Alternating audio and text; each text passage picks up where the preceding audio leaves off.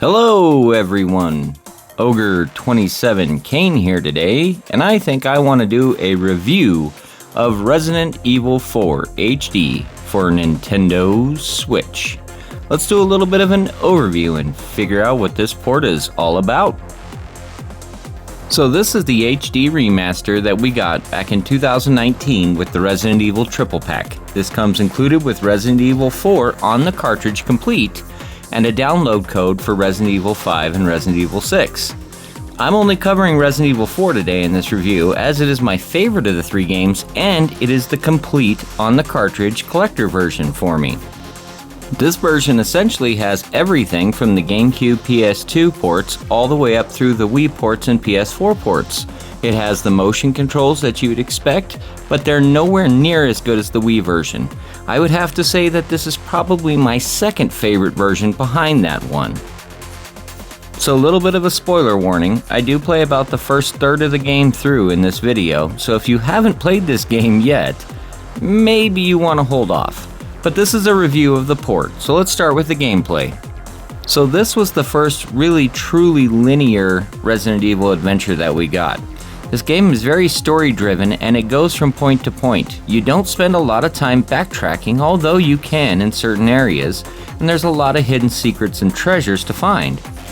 Most of the best points to this game are jumping from story beat to story beat and seeing how everything unfolds.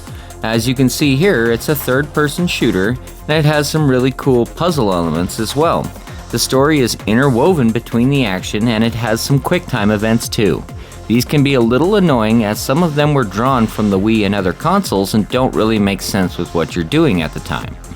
The other really cool, fun, interesting gameplay element I have to mention is the New Game Plus feature.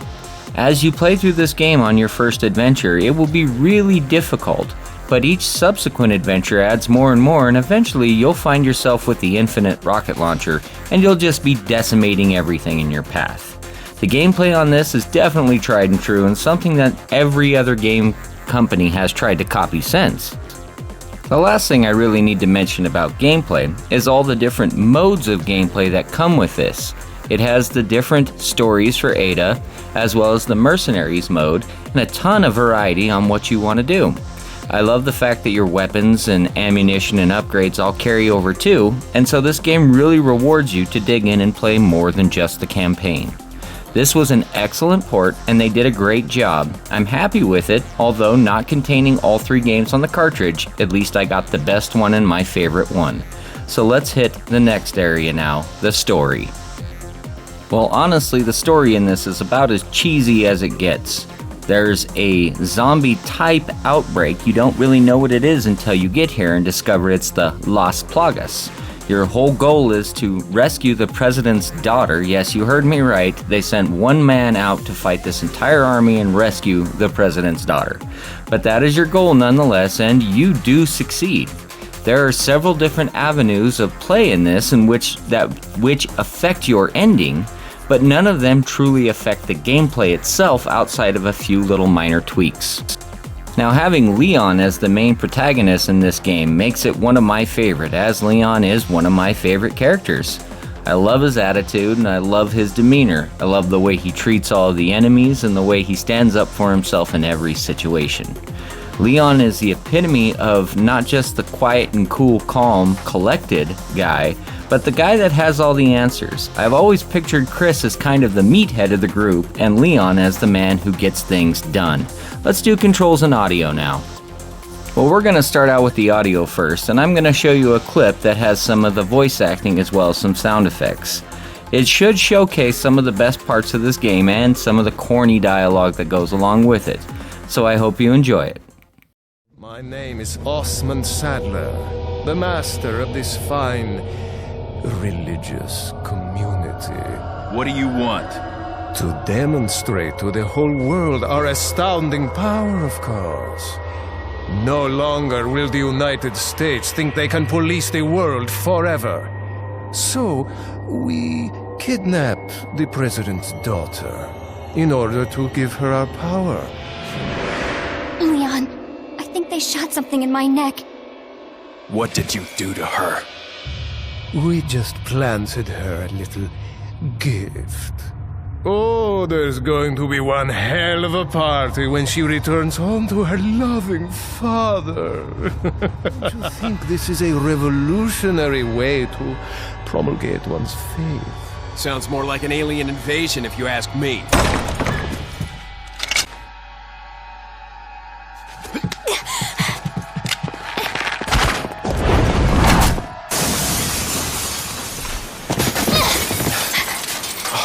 You okay?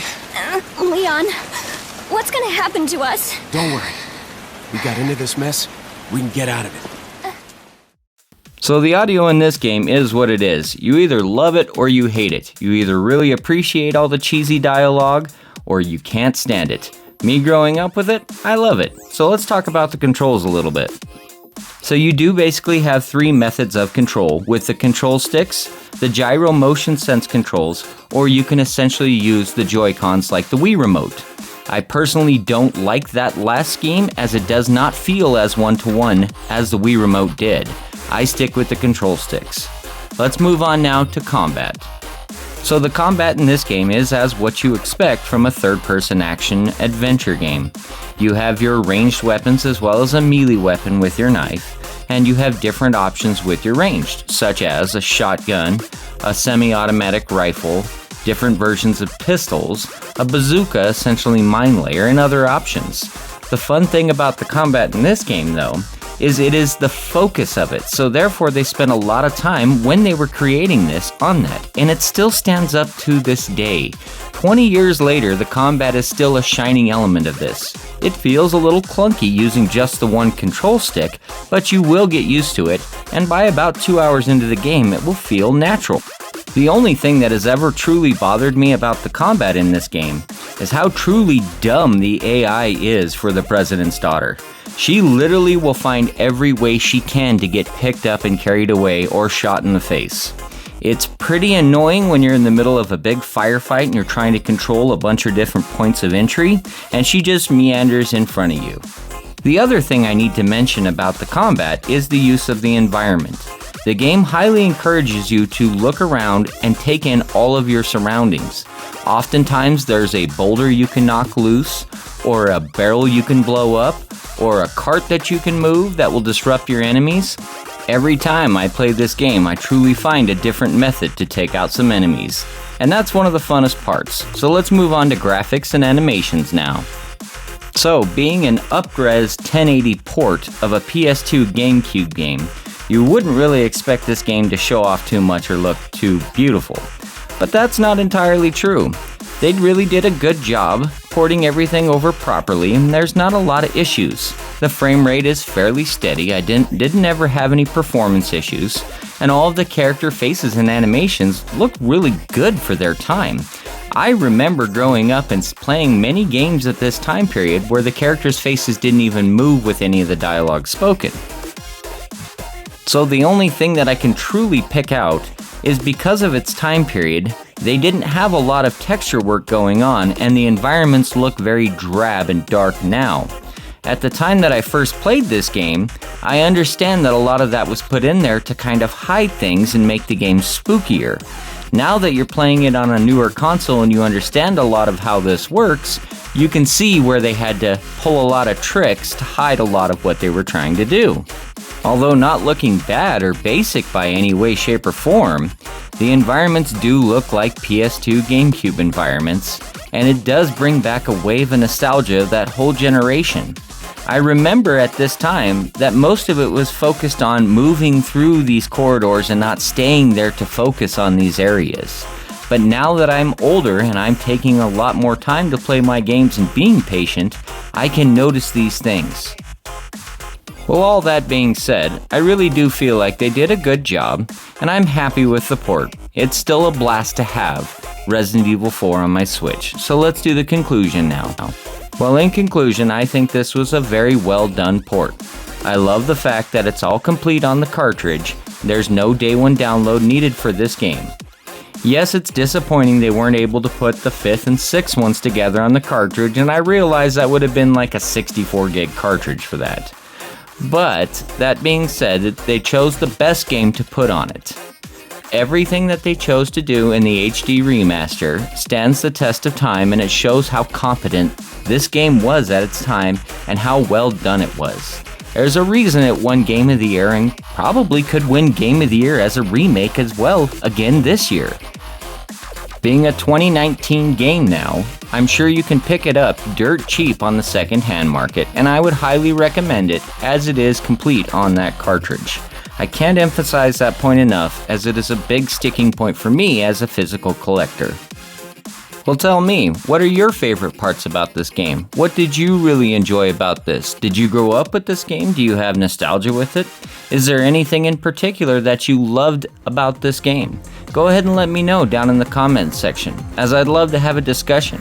This is one of my favorite games to play around this time of the year. I absolutely love it in October, November. It is the perfect for the fall season and a great spooky game.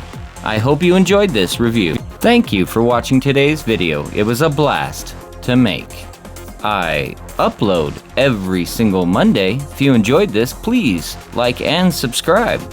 And have a great rest of your day. This is Ogre27 Kane signing out.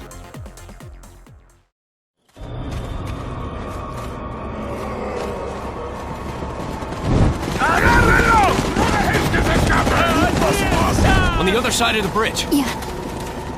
I got it.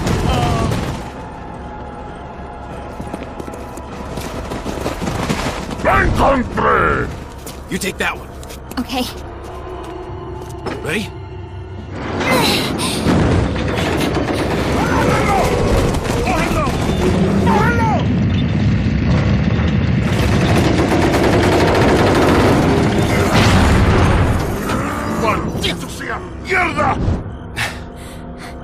Come on. Yeah.